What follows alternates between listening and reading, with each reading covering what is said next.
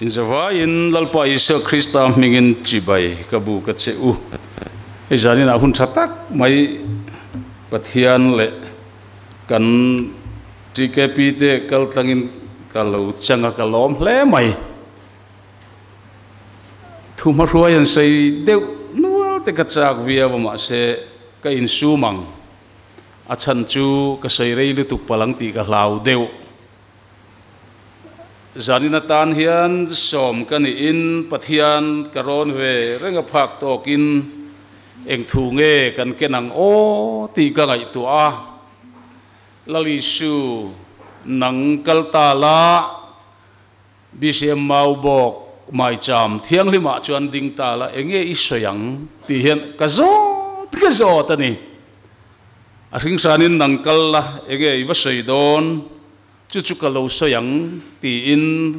ka som ka dil ka ngen ka bia a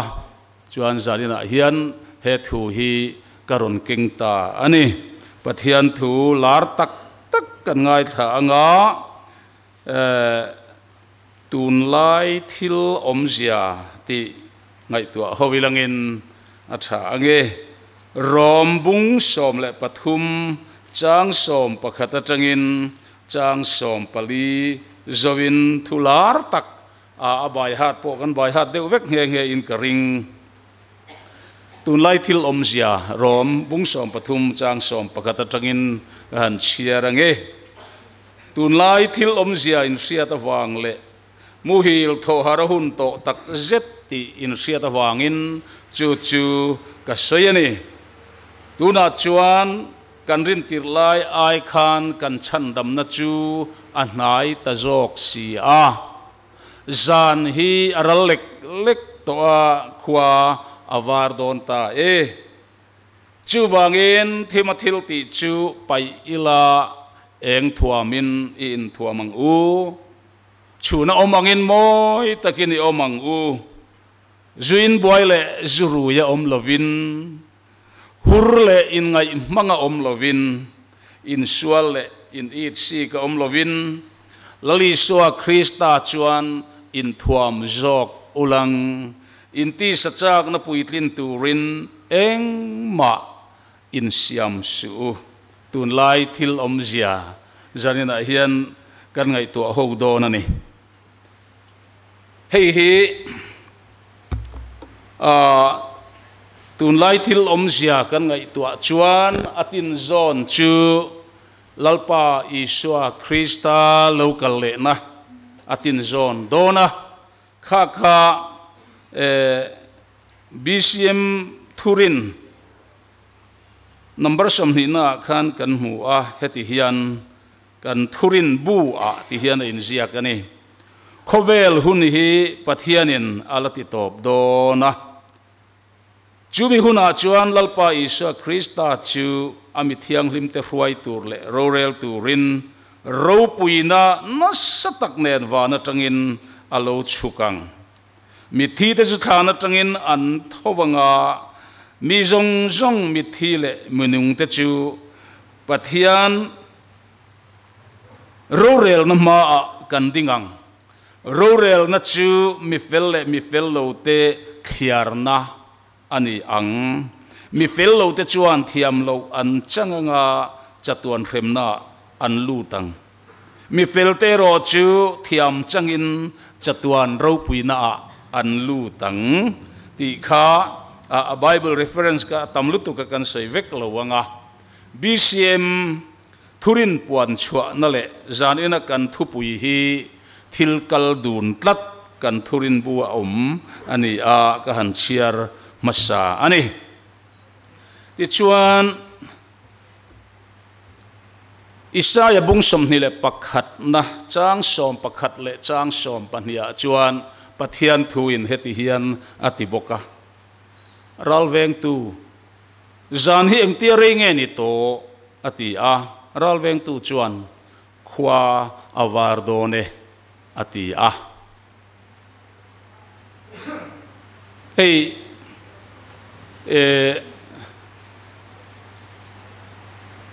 mithilu mente damlo ompuite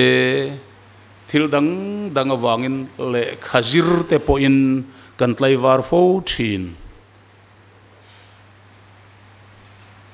ka riat reng thin chu tlai war hian dar khatte han men khen mai hi asak em lo dar ni te po dar thum pia lama hi chuan helam hi aron rit lai zel to a pachak mit vun chung lam choi kang zo hi dar level bora phe chan om to mang lo ni ma dar khatte dar ni te dar thum vel te hi chu ala tlang ram theya le khazir te po ngan tlai war fo mithia po kan tlai war fo damlo om pui te po ngan tlai war fo iriat reng chu dar ni vel po ala rak char la pot par hi dar li vela chan buk dor khat hi alo om ve thuai zel kan lo in ring man mang meu lo wani chumi na en tir chu kha ralweng tu zan hi eng tia rei nge ni to atia ralweng tu chuan khwa avar don ta e rombung som pakhata khan zan hi ral lek to khwa avar don ta e kaunau du takte u khovar tu ron in tram upa chuan khovar don nai hian thim cha zual a om thina tia kol ron en ma si hian thim cha big alo thleng thin tu tin azantin kan ti jok don nge ni chulai tak chunia men tlang har thin chu a meng tlang po tam tak an om thowang men tlang thelo reng kan ti na po ni lo kha zan tak khowar po kha sut tlang har ang hian pathian hun ruat zan lali suwa krista ami thiang lim telama local don nai a hian chatuan khwa alo war don lai takathim cha zual alo theng me kan tu na hian rin tlang ring tu tha ni tlang har hun lai tak ani engwangin mo tunlai thil Awmzia wang hian enge tunlai thil Awmzia chu ni kan sir tur chu mo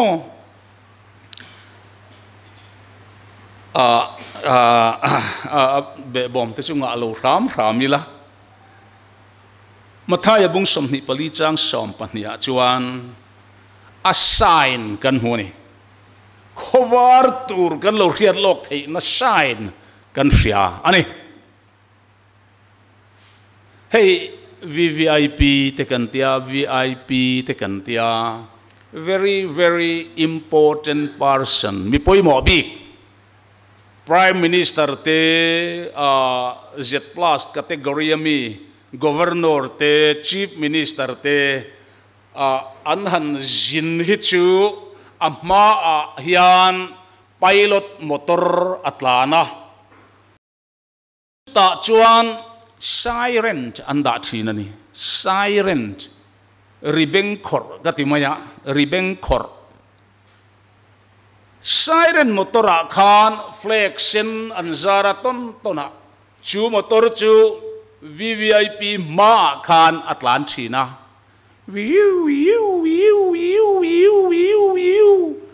Atlanta an nunga khan ami poimo takachu akal thina ni chu chuan kong asiala konga lo om su kanunga hian mi poimo takalo kalani ti na ani atak tak ka mu fo chu anunga khan VIP local don ti por Halloween a viu motor zo ka kha mit latu beng khor tak kan khir tam ani fo mai om ji hem anunga mi wangin ani kha local ni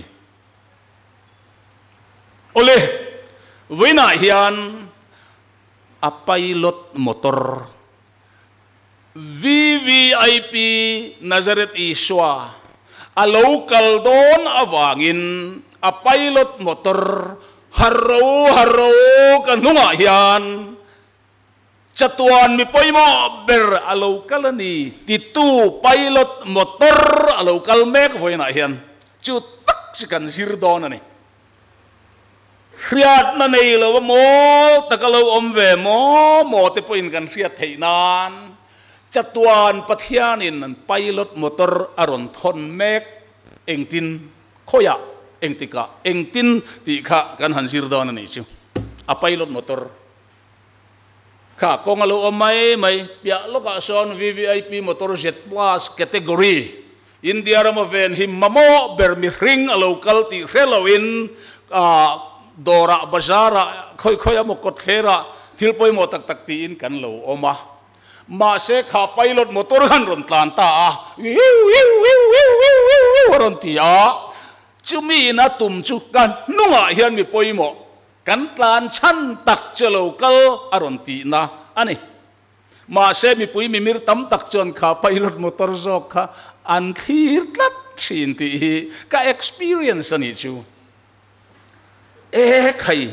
VVIP local ani ti in anunga mi zok lo en na chang khia ya tlem zok ani thin ni chu mi tala du de te poni ma na ole voina hian chu pilot motor chu enge ti kan sirdon toy thayangin mathai bung som hi le pali chang som pania chuan toy te ama VVIP na asoi nge kan sirdon ani lali suan a local don na ya chuan khwawar phut ma set a chuan suala pungang nanti phot ani sual pung te chu in sil turbi ki kan omin ka relo reng reberate vek kan ni in karya suala pung chung chang hi chu ka sep rotui pe vaklo social media ate kan nitin khosak hrim hian sual ala pungang ti hi sei pe omlo ni in karya adik lutuk hi kan mang angani berzok hei hi kan lali swa pilot motor ani khovel da na long ti vele ringa tam tak hi chuan mo khovel da na ni lo VIP lali swa soyani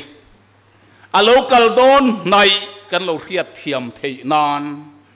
mi pui hian VIP motor an he thiam thei lo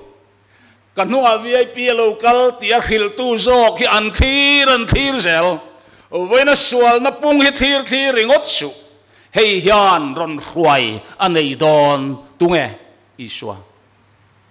ka soi du vak lo sual na pung chung chang hi chu ka khil don ang chuwang mi khil zek thei tur vekin ni in ka hretla tani chuwang chuan ka soi chip chiar du vak lo ka kal don a thlanga chanchin thalu ka ziak bung som pasare da chang som ni paruk bible kan kuat zel don ani nial thei lo reng ti na ani chutin sei mol top le lo deu tiang delete delete le lo ni chu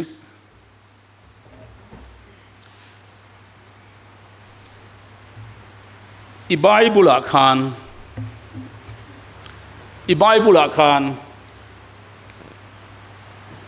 thutiam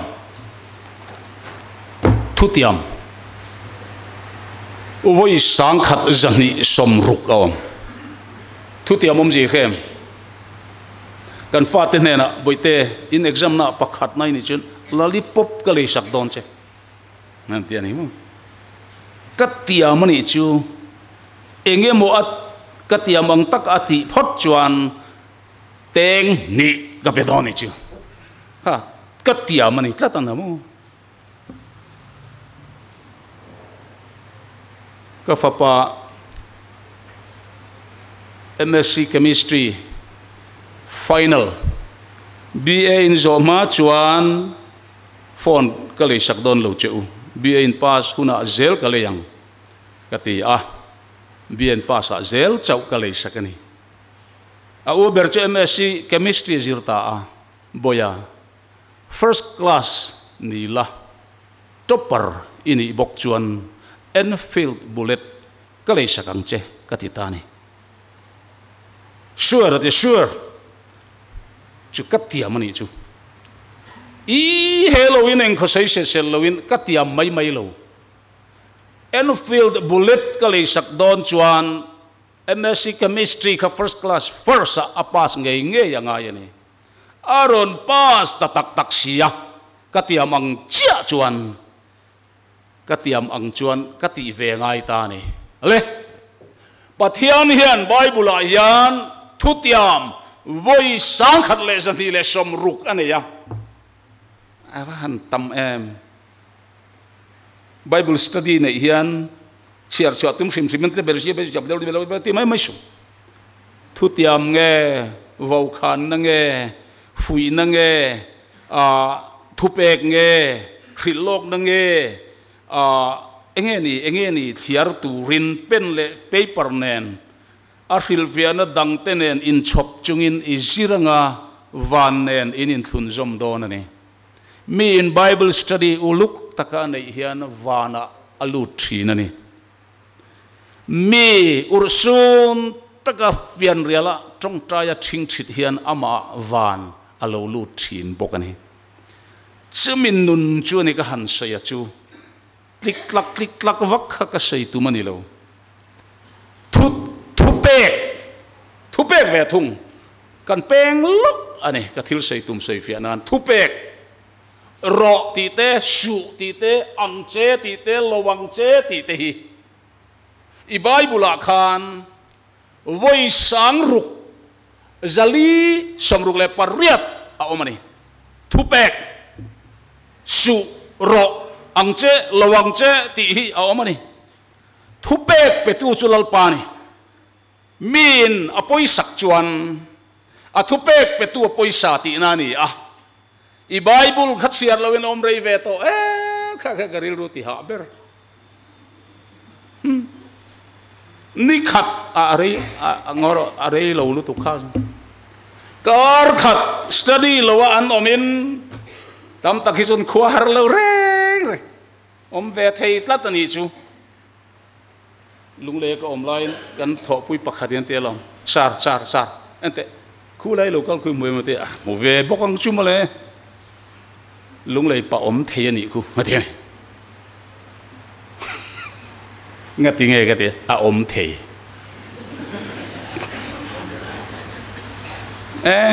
มาอย่างที่ไงเลยเร่งปะปะถอปะไหนนะอมเวตบมันกันโนปันไล่เร่งคู่ตีเร่งคู่นี้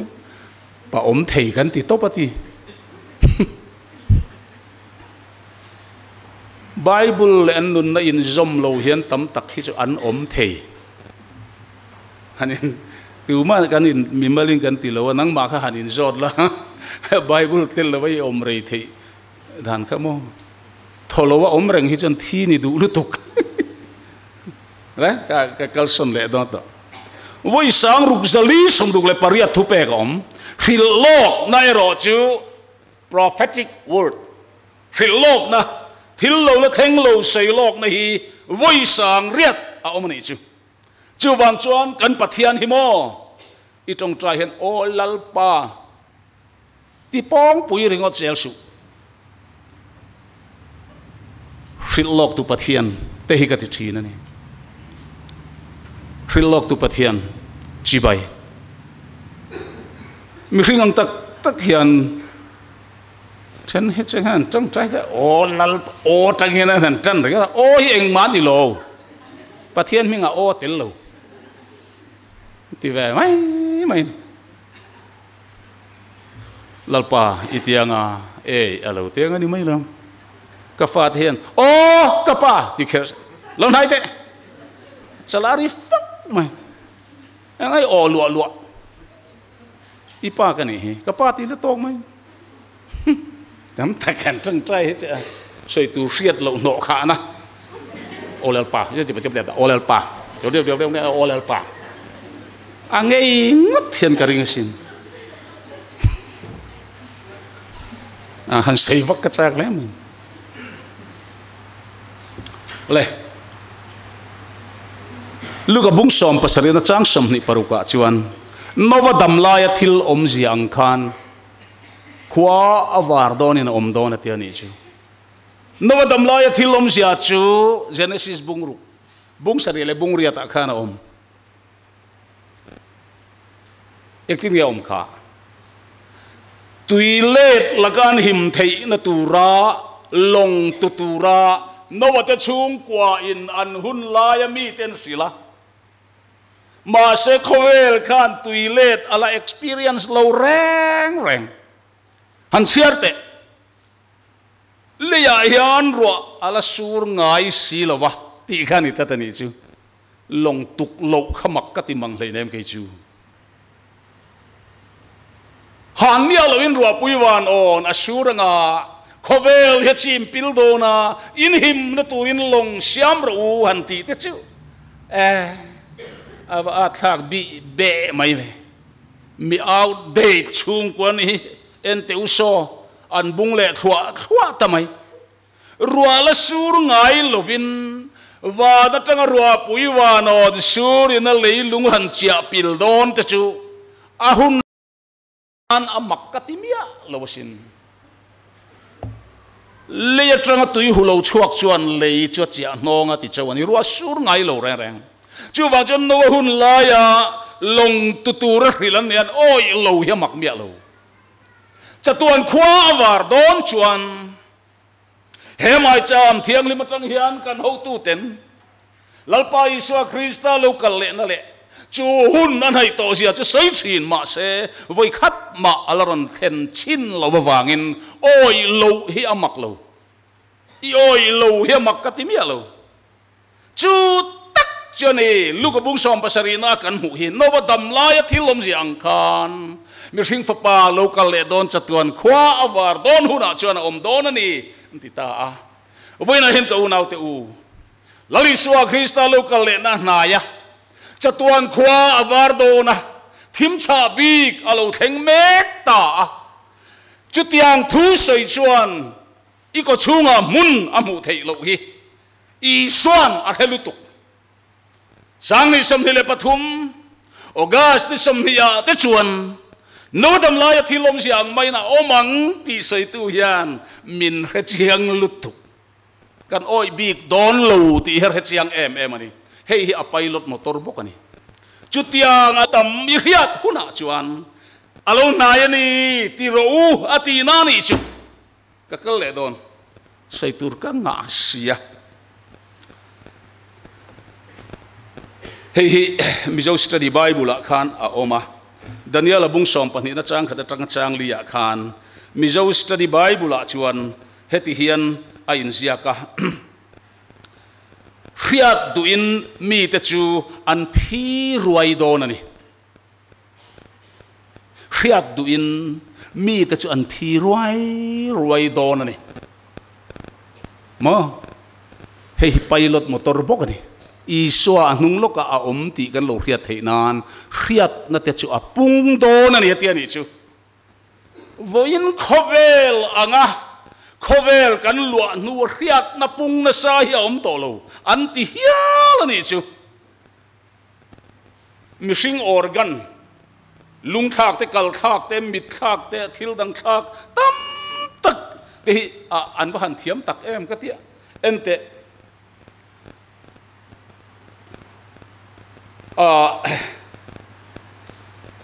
computer himo Professor Charles Babbage a mathematician Cambridge University in Charles Babbage na computer hi sangkhat zariat som thuma mu chua dai kha makani voina chuan mo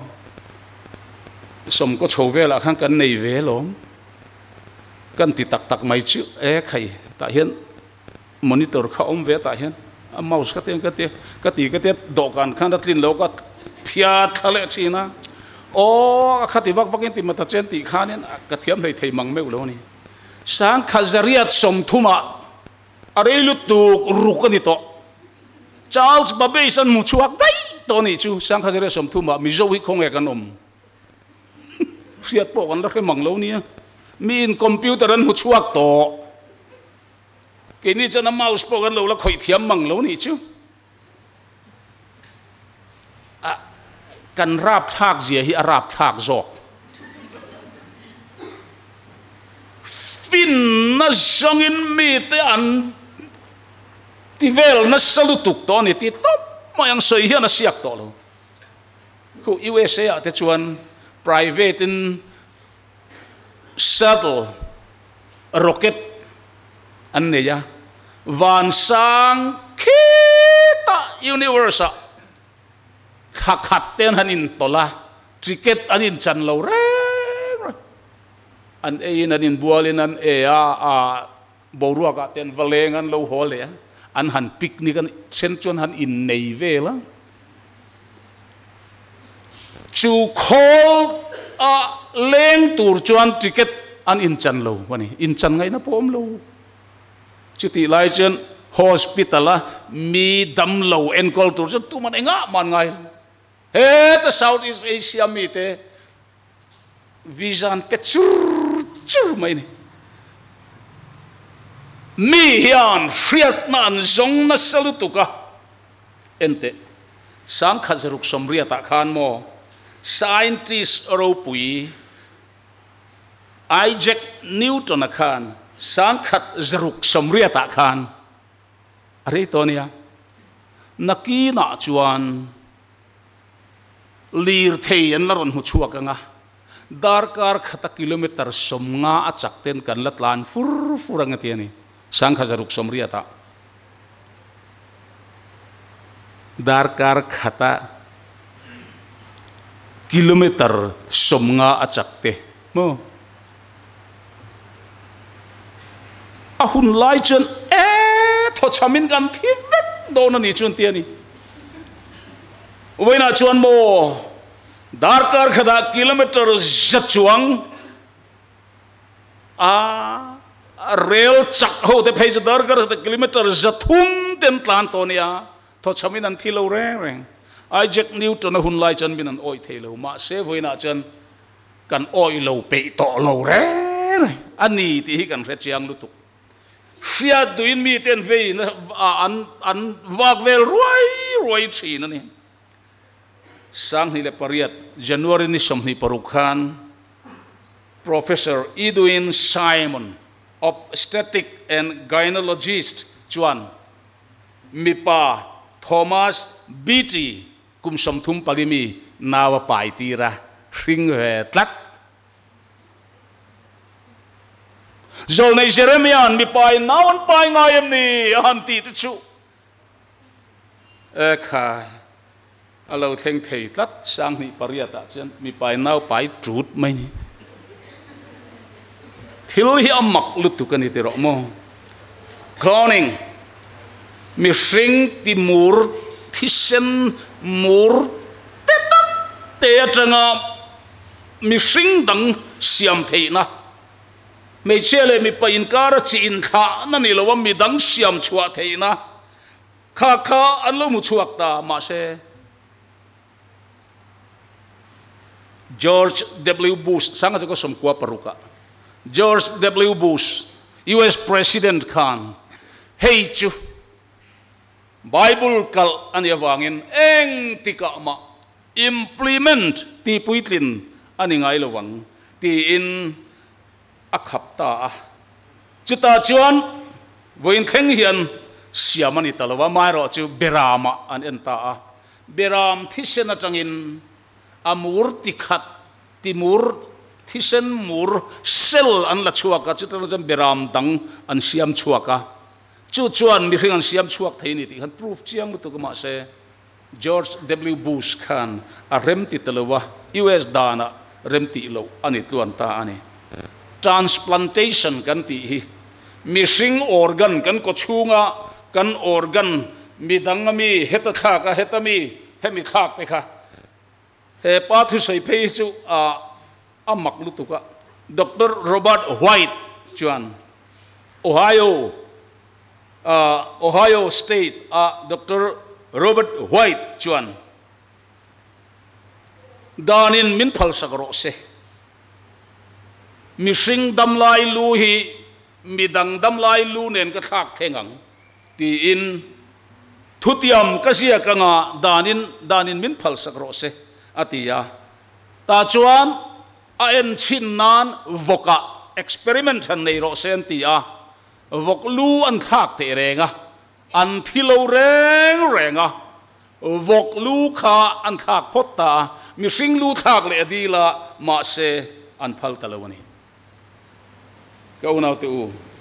chu chon theinem sang tu ko somriat pali November ni som pathum khan zong mi sing an pai tira zong khan mi sing ring ve tlat khát yang tam em ania mi sing pai lai nu pum chung mi zai chuak silawa operate zuk naute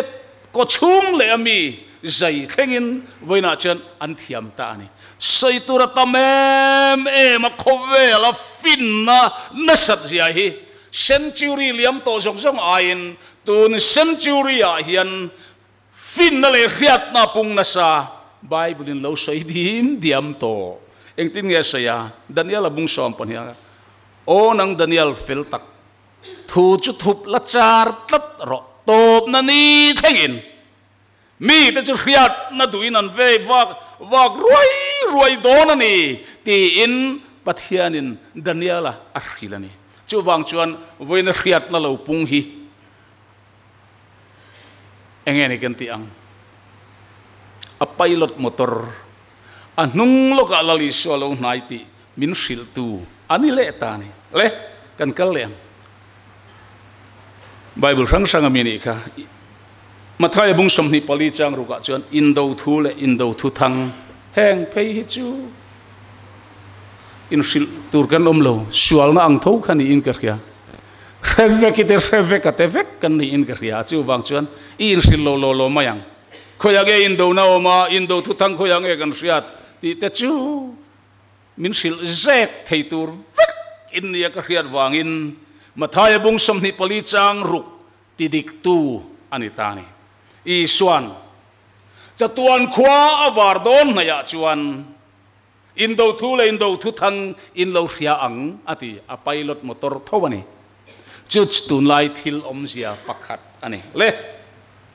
kan kal le don van thil ti theina te hingang mathai bung som pathum chang somni panga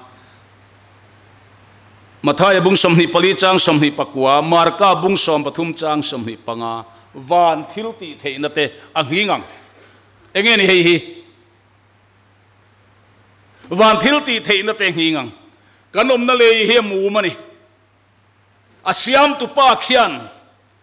hei hi kanom na le ni ta sela mouthpiece hi asiam tu pa khian kanom na le hi boruak chi sang in thua thip in atuam afun vek ani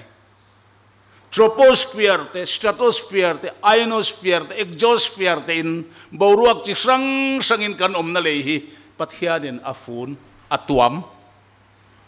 wangin nisa te khi direct aron then chuan kan om thei don lo kan u tanga kan mut ral don chu wang chuan nisa thi phim turin nisa thi daya kan taksai na mamo tok chia lum alo then thei na turin asiam tu pa in iom na lei ingai tu angai mia lo hi boruak in thua thip chi rang in alo fun vek ani chu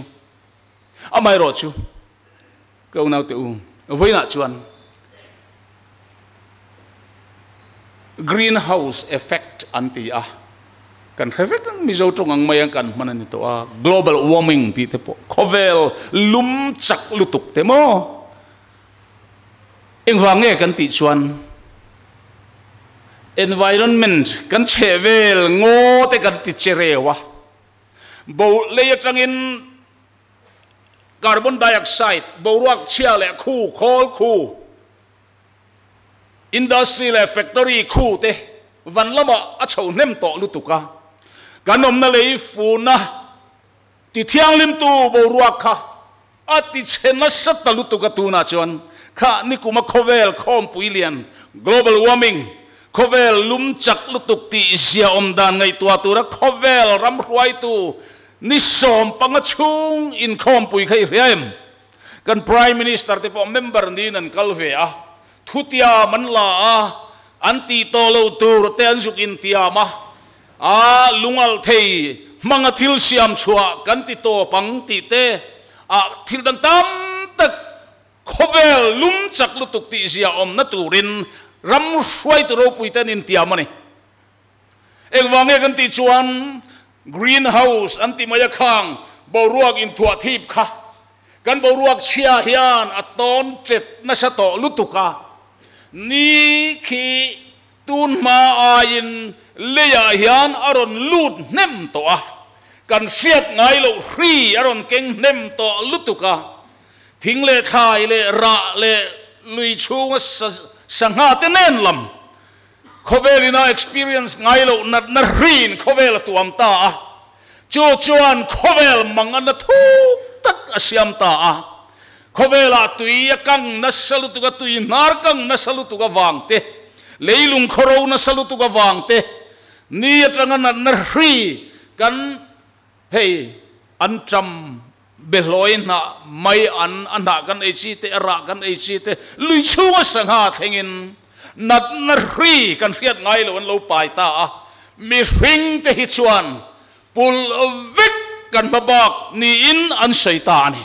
awan rap thak tak eng wange kan ti chuan marka bung som pathum mathaya bung som ni palia hian lali suan alo sai sa vek chatuan khwa awar don chuan tunlai thil Awmzia in lo riat theinan van thil ti thei na ti ang nging na samai don ani atiani chu lir nging sai na ni lo atira siam tu pain uluk taka aduan kha voina hian mi ringin kan ti chena sat ta lutuka chu chuan lum le vot khasik le ni pui fur le thal ati danglam na sa em to a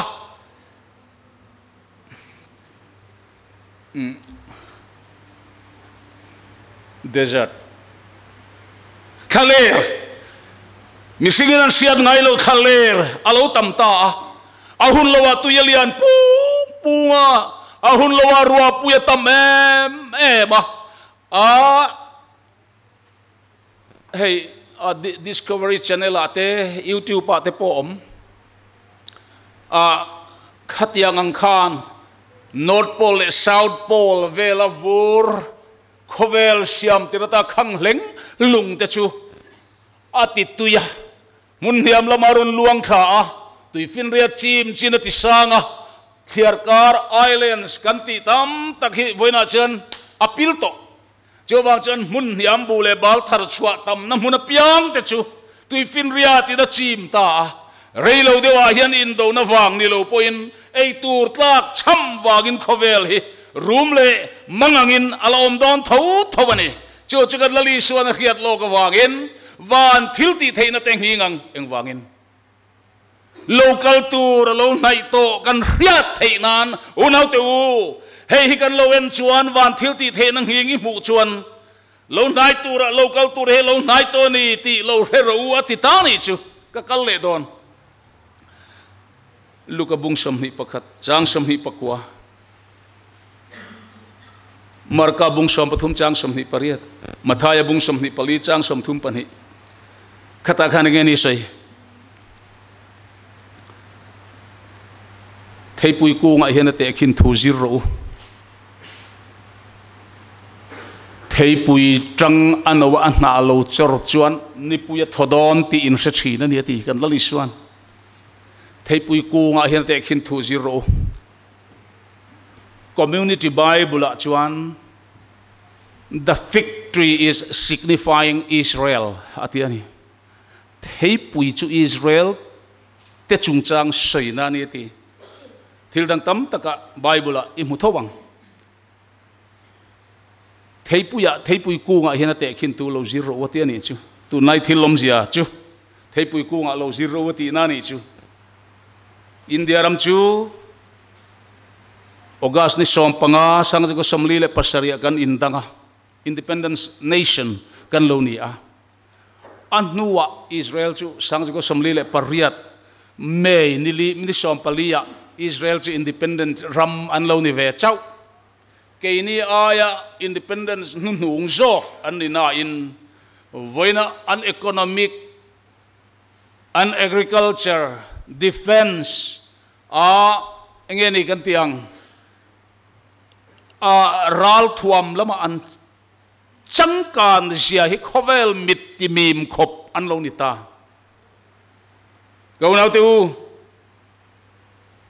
thei pui trăng an wa an na lo chur chuan ni puya thodon ti in sia atitani chu thei pui trăng chu an wa an na alo chur chuan ni puya thodon ti in sethi na ni atiani ma se thei pui chu Israel te khin na ni chu tlem kan sei pia lokang o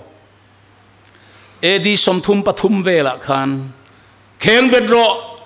Kai sarlo chu lal dang kan nei lo kheng bedro athi sen chu kai mani le kan kha te chunga tlaro se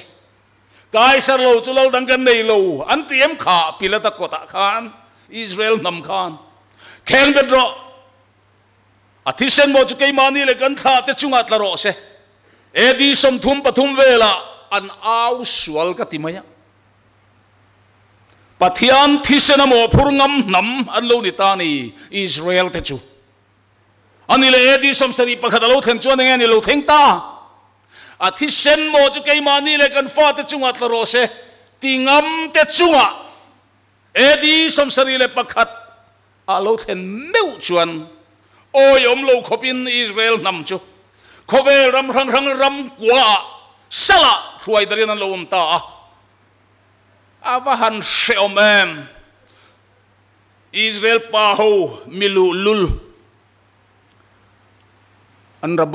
rabi pasari pariat vel thian tha kan ya Tel Aviv a khuanan oma kanin mu hi kanin hial ani ngal ringot zel mai ke Christian kan ya ani Judan ya Isu aja son antia kedin kan Mesia kan tisia in mi hai hi ama in the thing chidon kan tia luin thing mu dan oi lo ma se kan nu hian ti zamia lo athisen mo chu kai mani le gan fa te chunga tla ro se antia kai sar lo chu lal dang kan nei lo juda te laliti mo ateu lo mai kheng bedro Antia Pathian thisena mo phurngam nam anni mo alo thenge edi somsari le pakhat alo then chuan an ngam lo chala chilan nom ta Israel nam milu lul pa ho ten kiu vong an ngam lo ten an ron runa sala an huai dar don ta engen en sei kha o Jerusalem Psalm number za som thum pasari akhan Mesia ake ngatalaron trum na tur ni an ngai Jerusalem khopui chon han thlir sina an mitu yahul thailo o Jerusalem ka theingil che chuan ka lei ka dana bet se ka kuding lam hian thil thiam te chu theingil vero se kalom na ber aya Jerusalem ka hiat lo phot chuan antia Anwahan huam sang em Jerusalem laga khan anwahan huam sang em ma se salat huai daren om ta von mai ni a om khopin ka kya kha engkum mo edi som sarile pakhat chita tang chen han chut la eng tika nge independent an lo ni chu sang ko somli pariat kum sang ni don ani ta ti na ni chu boy sal slave sal huai daran dia tanga kum sang ni dona iwen o phaldain Israel nam chu anrama ho khom le phal sakan lo ni ta Isaiah bung samli le pathum chang te Deuteronomy bung sam thum chang thuma te khan Israel ruai khom le na tur thu thung chulal pan alo tiam sa pusi ro khu ma ka chuak zia mai thir ni chu Israel ti le khabu thakip chuak asia thin te khen sefak ve mangsi lo wa mo o Israel entingani sei kha Isaiah bungsom li pathum changa te Deuteronomy bungsom thum changa te khan o Israel kati dar namuna che khan ka huai khom le angchia mupui thai na ni ka huai khom don che ni antiani chumale zol nei te kal tlangin Israel nam kha ti amani zolal pa pathianin engwang mo amit no te achi than ten ni a ami tinge yan ni ma se kheng bedro athisen chu kai mani le kan pa te chunga tlaro setin pathiam thisena mo phur anhan ngam chia mai chu anti sualani ti pathianin kum sang ni chung vel an en tirta wen theng khoni mu mo thisen chualo ni wa han tlem em anti sualani o Jerusalem ka thengil chuan ka lehi ka danga betlat sela ka kuding lam hian thil thiam te chu thengil vero se leite danga betlat chuan an trong thei don haulo an kutin an thiam thil jong te thengil vek chuan an mol ve mat via an re thei ve khopang anin to lo e mai khovel nam re thei berani don ti na ni chu Jerusalem an thengil ai chuan an huam jok nima sela pathian thisena mo phur an ngamawangin lalpa kudan chunga lo thengta a khowela hian sala thuai daren lo omta voina khwani huem Donald Trump khantinani lai khan Israeli blood Israeli identity America khwan at chebera nuai somni le pasari chon om nge yani amaira chu US citizen an ni to sala huai dar te khanin tha punga American an ni vekto amaira chu Israeli identity an nei tlatani wen kheng hian kan rama Israel nam bo zong an local hi kha khayeng tikan bo mo edi samsari pakhatan bo tan khamole bo zong zong a ton an bo rei ber hian kar hian ka thian ka rabai thian te chu an fel an khati zong a chon an hoi hom lutuk Mr. Liana in family in local ru Jerusalem or Tel Aviv in Tunlai laya in saksa kan peyang chu no ka dulo khatyang Juda kanilo ke chu Christian kani Jesus is my Messiah Iswa hi ka Messiah ni nang ni son khakeni kan Messiah ni lo lakal le don chumi ma chuan Israeli khup he la thing thi don ani chin chiaro en enga ma hian ngai lo ma selo la theng don ani tiero chu char takin ka ril ve thin ani ale kha chu sei rotui lo ten o Israel kati dar namuna che khan ka huai khom le ang chia mupui thain ani ka huai khom don cheni mupui thain nam ten huai khom ngai lo pusiro khuman Wina Boeing 747 te Airbus te heng ho hi zol nei Isaiah te mita khan pathian in ria tirani o khang hun lion lo aw kha adikani wina Israel nam bo zong hovina an rama Israel inti ten huai hole an DNA han en china Israeli in judadik takin ne tin khovel ram rang atangin an nam bo te an huai kirle DSP airport aka lai khan airport akon DSP in kumni lai ka omani Israeli aviation how to pa per dikhacheron jin lau maya kalom khermai titi pui na chance ka nei tan kapu ent ichan chin hin lozia kasin kan local newspaper ate intin gan sia minhan lelin sakta che ka han se ho anu hi zatani ngatinge why do you laugh in trum muna kan tho na te atum theinang hei chu tho na te ho trum na ni a master plan kan han ena kan tho na te chu heng biagin tiat khani mai sia atum chuan trum huna chianga kan thona chebokang mi hringan thi bokanga a master plan kan ena kan trum na chi trum huna ni lo ni ti ni chu kazak ang reng khawai ti thei deu hang lo ril ve khang lang sia thona trum hun siam dan te ka thiam teu si lo thona jong jong khan trum thei mo te ka lo ti mai mai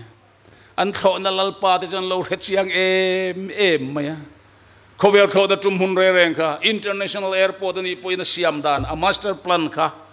lung engangen man a chan lam engange a cha jong engange chip engzat nge border engzat cha in gen ti a black topping engange a khang jong jong khan han en thina an tum na chi ni lo i jan hetat thrilan ngai lo an fing ve riau kan biak in tiat kan biak in lep a sei te khang thona ni wai sia khoya lul ma hian tum don lo khalo ni mi nui za kan siam chu ni ta deu der ni chu ka ngai tua tak jok chu nambo phur ho turin Israel nam chuanin pe ye be ma khovel ram rang rang ring soi khom ta angor ka du atam lutuk ka du tok le lo deu teng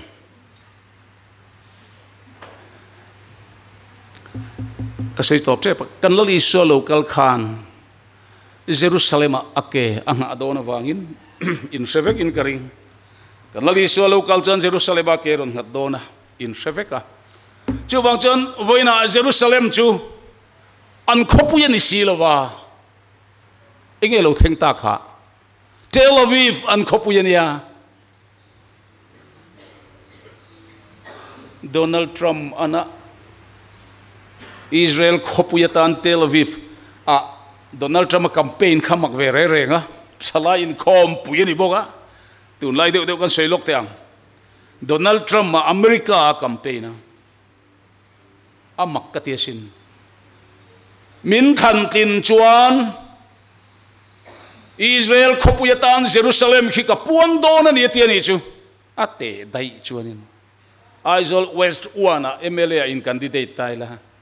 unaw te u min khan tin chuan Tripura dos da phai khu na sa takin ka develop don ani tila in nui po sai ka ring manglo khai hei pu hi an hi min tiang min vote om lo Aizol West Uan MLA candidate ni na Tripura dos da phai develop ka tum dai te chuan putram akhachuan a campaign speech akhan min khan chuan Jerusalem khi Israel khopuya ka puang don ani ti tup tup mai ne eni lo theng ta zan khat thil thua puang tange reng ni khovel ang hi ngal ani gen sia ama nge mai kha sei lok lo win zan la ya tho na pasari zet main kong puya ten han chum ta chum mai khovel ha ip choi ani ber mai a sirvela Palestinian ho zong zong han mur sung ani a khoi bera son ya chuan ang ti pon ha thelo satellite ta tangin than lo la hem mai sia mi ring zong zong khan mu vek maya hetelo ti keu turan khajana ti mai na le top mai don ani mai chutiang khop thil ti theina ne chanan han chum tamai le Jerusalem khan Tel Aviv Israel khopui kha Tel Aviv kha Jerusalem an suan rup maya Tel Aviv US embassy po Jerusalem an suan le rup maya alin kam hal chum mai a hevek ma se khati lai khan in ngai to em khati lai ai to lo ve tro siat po kon re lo tro khovel hikayen ngun em amai ro chikaril ruwa income pakhat chia om ni khati lai khan enge om chu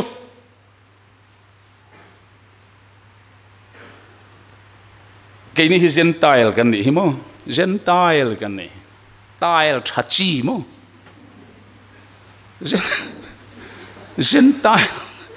gentile ngam kan ni kan ni yakin malo chuan Jerusalem ko gentile te ra bena omang atitlat pai kha Bible ka kasik maya ingatinge maputra mahian Jerusalem chu Israel khopuya puan tak mai kan ni kin don ti na mon don ni or emo lali so lo kalanga kan khovel niron ti to panga chuti chuan Jerusalem chu Israel hoin an khopuyatan an cheichananga ma se Bible diksi lo Jerusalem khan khopuyani felvek nuwa kan lali suwa ring tu lora local hian tin noli tlang chaklama Jerusalem ron chonga chana ke angatanga tlang chulai taka phel phok aga ruam na sataka in siamang atiani juwang chuan Israel khopui chu Jerusalem ani nge nge yangai the Bible says ati katani Donald Trump khan Bible in the sayani Israel in an mani an puan chuan khovel ram chang rualin an behenga an nenga an chimit mayang ke US President Trump ahian America Israel khopuyatan Jerusalem hikapuang ni anti dai maya mak hichukat chin khopa so ta campaign la ya thusai kha ati hoting ta ni chu pathian hi chu mak mari an mani chakna in be don sela khigi kan khopui kan pusolamo na temple po kan sakna han tiringot selamo an chalan pen na salutuk don Israel nam kha asirvela Palestinian zong inan dowro na maang chia kan Saddam Hussein na tepoin retsuak way mayang a history in han ngai tua chuan adikem chuwang chuan Gentile teni akin malo chuan Jerusalem khu Gentile te obbe na nuaya a dona ni tiani ami so tongin kan letange kan no pan line pu vai zo a oma upa ho hian puzo Christmas ngai de to ran lo hual ran tia Ganesha, this happening. Christmas run tour, his mo. I come, I love Christmas run son. He's a theater. I can get David. February, March, Veltang is your next Christmas at run his low whole savage. Go from 2 to 10. Puzo, 1 day, and go whole Saturday. Ihual dante po lecture na tang tepan ko han mi pui han fil vela molen tia kha kha chu alung ni zong takhine an ron sei het chi ta tong kam hian thiam lo lai leng khopa zo tong dik takhian an soya upathang boy na tong hi mi zo tong bok he ron leta kan phe thei trok mang ang thak lom ve sin Gentile te ni kin malo chuan Jerusalem ko Gentile te obben Israel hoin an chang theilo abahan cha o katiani chu putram akhan suan chho rum sela chuan Bible dik don lo Bible kha in kal thel don tat anung lam kha malama tlan voi mai don comedian pakhatin tatialam akanui na salutu ka kan ina chung koin kan ena a driver riat ka thiam lu tu ka ti achang chona motor atang dekha na chuka ma motor dekha lo bye verhikat em ting mo soi na chang po hin riat mo Israel ho in Jerusalem an ta huna chuan ka unaw te u kan to don lo ke ni chu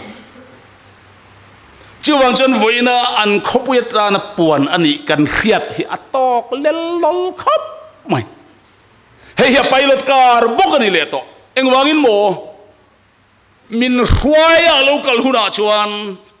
ake ngat don lom chuta chuan Israel hoin kan tha tu ten mi swalangan khen be kha kan me sialo ni antianga ako thir khen na ten han enanga anagan chunnate han entiranga mitidin an chalan domangan chapanga khuptin re ma jana ching chianga poyanti em donane amar jo voina chuan ti chololin anom sini he hi Tunlai Thil Awmzia chu ni hi ka unau te u enge ti Tunlai Thil Awmzia chu a VIP lo then ma VIP nai to ti kan lo riat na tur pilot vehicle pilot motor chu ani ato bera chuan chutiang an khachung chuan a local le na thutiam chu khoya nge siam tirata thileng kim om pa ngain om vekalom anti thowang zanina hian lugabung samni pakhat na chang samni pasari in kan thu i han bok te ang chung thil zong cho lo thenin dak chuak ula en chho ro in tlan na chu anai to ani ti hi ani chu wang chuan tunlai thil Awmzia atlang pui tak chau kan han sei hian tunlai thil Awmzia a ril voi thawang ti lalpa chuan ka ringa thalai na in khom project 100 an han siam chia hian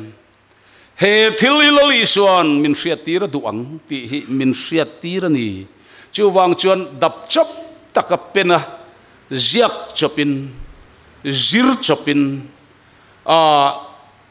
YouTube te en chopin hemuna hian in zinga Krista aya kei mi chak lo ber hi ka local ani tunlai thil Awmzia heta mohel tho harahuna nak tu ga tang hian pathian le ko ran i hlat le du phot chon i thu lom kan thu hian i mai ni i swan i thu chuan thiam chan tirang che i thu vek chuan thiam lo chan tir bok don che asin ati hi dikani Krista thang tu chuan a thang mayanga a thuin a thang lo tu poina thuin a thang lo ve mayanga amai ro chu in khiar na ro pui reilo dewa khian a theng don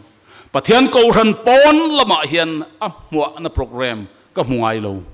pathian ko ran chuwa hian local tour VVIP very important person is a Krista chu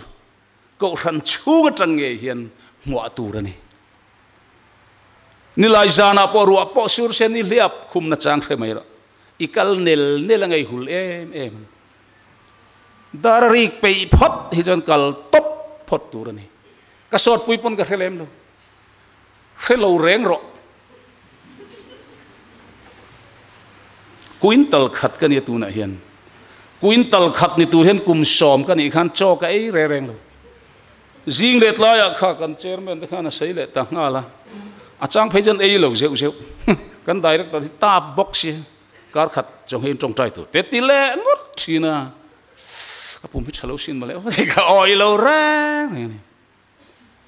zinga tlem tlaya tlem zinga tlem chak ma lo mai la tlem kan ei khan min ti quintal khat ani chu pathian ko ran ho kan tel hian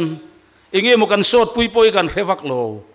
ma se tel na hi chuan a sot pui rim apon lama hian tharau lam development kam mang lo wani chu wang chen voin theng hian o i nai zelang i swa muanan at chaber lalpana thu te kan zatan malmin som sak ro se amen i tong trayang o lalpa i bible atangin tunlai thil Awmzia tlem kan zira hei hian i lo nai ti min hril sela chau po ni lovin kan thei ngil lo na tur le heng mang hian nangma kan nai thei na turin i thu mal so mang che Isu Krista mingin kan di le amen.